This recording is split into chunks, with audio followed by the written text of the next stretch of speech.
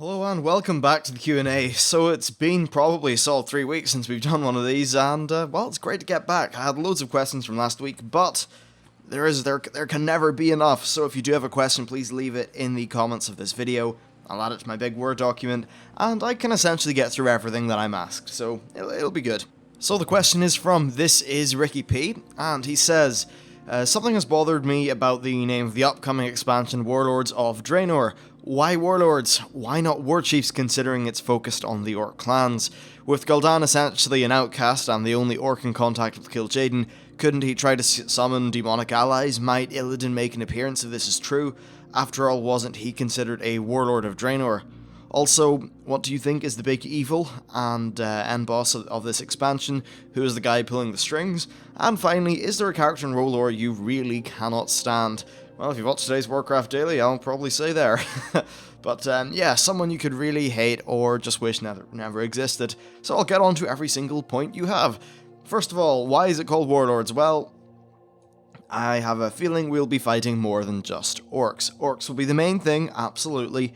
But there's always like the .2 patch, you know, the one where they kind of feck you off somewhere random.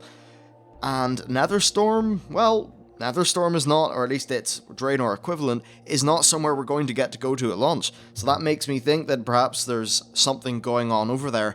Now the demons haven't, well, this is an alternate timeline, I suppose, and things get very confusing with time travel. Perhaps demons come in a different way. Perhaps Gul'dan ends up summoning a bunch of demons in patch 5 or 6.2. Perhaps many different things like this could happen. But essentially, Warlords, it's more than just Warlords. Maybe the Arakoa, maybe we end up fighting them. There are a lot more things on Draenor than just orcs. Hell, there's ogres as well. Ogres, in fact, are one of the main, they're one of the raids, like the raids in the very first, well, not first patch, but this in 6.1, or, no, 6.1, 6.0, you know, launch. And I think it's called Heimal something. That's one of the very first raids. It's actually the first raid. You go on to the Blackrock Orc one after that. So yeah, I think the reason why it's called Warlords is because there are a lot of different powerful forces on the planet.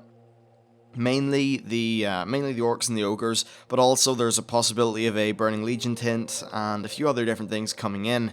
Now, as for Gul'dan being an outcast, well, at this point he's the only orc with green skin, I'm pretty sure.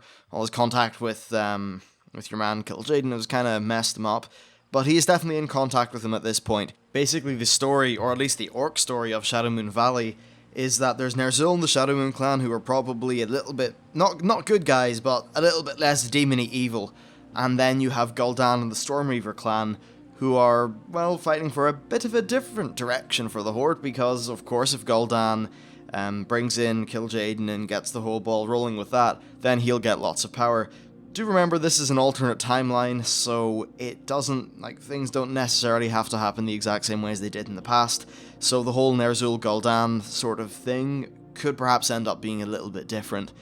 I'm pretty sure that at this point of time in our timeline, Gul'dan was, like, he was still just the apprentice of Ner'zhul, and he didn't have his own clan. So there's sort of different things there. As for Illidan trying to make an appearance, this probably, well, it nearly definitely won't happen. The reason for that is because, first of all, we're going back in an alternate timeline. So yeah, we're going back before all the Legion stuff happened, and at that point, Illidan was imprisoned.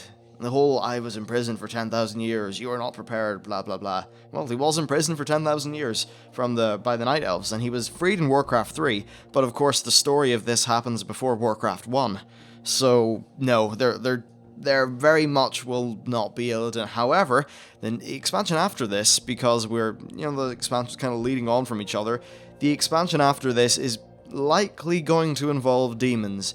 And if it does, then Illidan could very much appear, because after kind of doing his thing with the Skull of Gul'dan, he's part demon now, meaning when he dies, his spirit is just kind of soul, whatever, thingy, his ultimate MacGuffin, which means he doesn't die, is sent back to the Twisting Nether, and then he can make a return from there.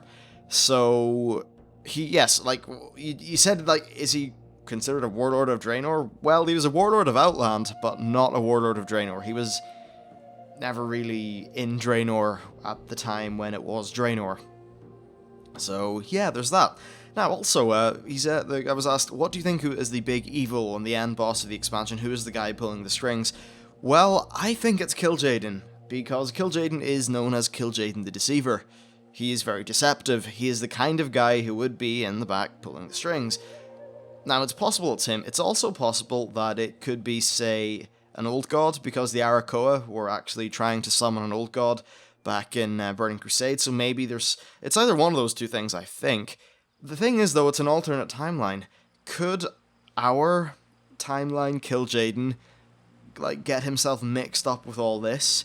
If so, then I think, yeah, it could be Kil'jaeden. Kil'jaeden would stand to gain from having the Iron Horde barreling down the doors of Azeroth, our Azeroth, and killing us all. He'd be happy enough with that.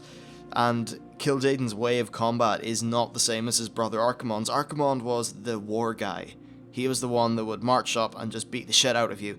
Kil'jaeden, however, will pull the strings and do all the sort of smart behind-the-scenes stuff to make sure that you end up getting killed, and that sort of fits in with the story of this expansion. So yeah, there's definitely some pulling of the strings. However, if Kil'jaeden's the one pulling the strings, does that mean that some of the characters that are responsible for Garrosh getting to this previous timeline, including Garrosh himself, are somehow being manipulated either directly or indirectly by Kil'jaeden?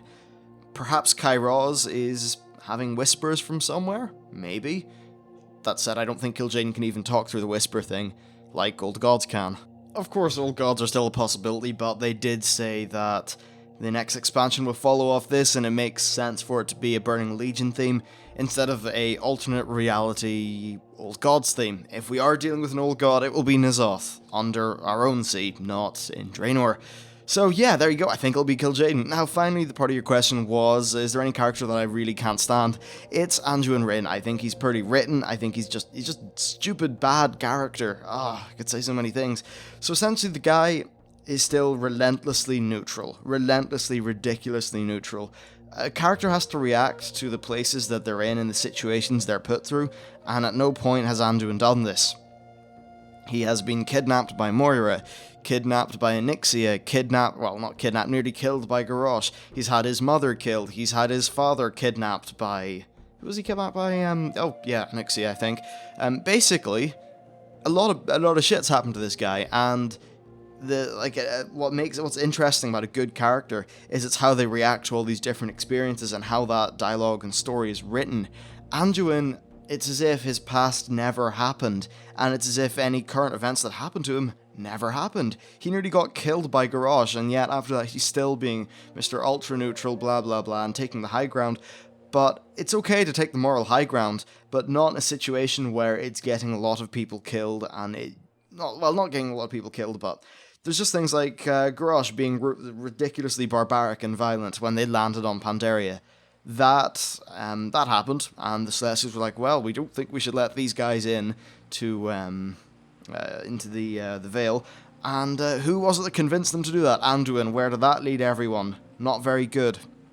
Essentially, just lots of different little things like this have meant that as a character, he's not a character. He's just a plot device that Blizzard seem to use and use and use.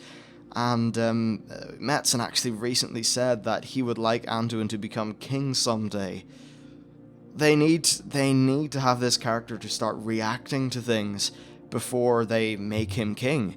If he's a king that doesn't react to anything that happens, doesn't react to the fact that the enemies are putting his people under a plight, you cannot have a king that is neutral to a faction that is trying to kill his own faction. That's just dumb. He's just a bad king, thrown over by a popular bloody rebellion, if that were to happen. So, yeah, I just think Anduin's full of just shit writing, and it's not very well thought through. If you want someone who can actually construct an opinion in this guy really well, go look at Nobble87. You've heard of Nobble, he's big. His video, I think it's Q&A number 6, he goes into a little bit of depth about Anduin, and I just think he's absolutely right in every regard, actually. So yeah, fuck Anduin. Anyway, that's it for this episode of the Q&A. If you want your question in the show, drop it in the comments, and I'll add it to the big list, and I'll get to it eventually. Thanks for watching, please like and subscribe, and I'll see you next time.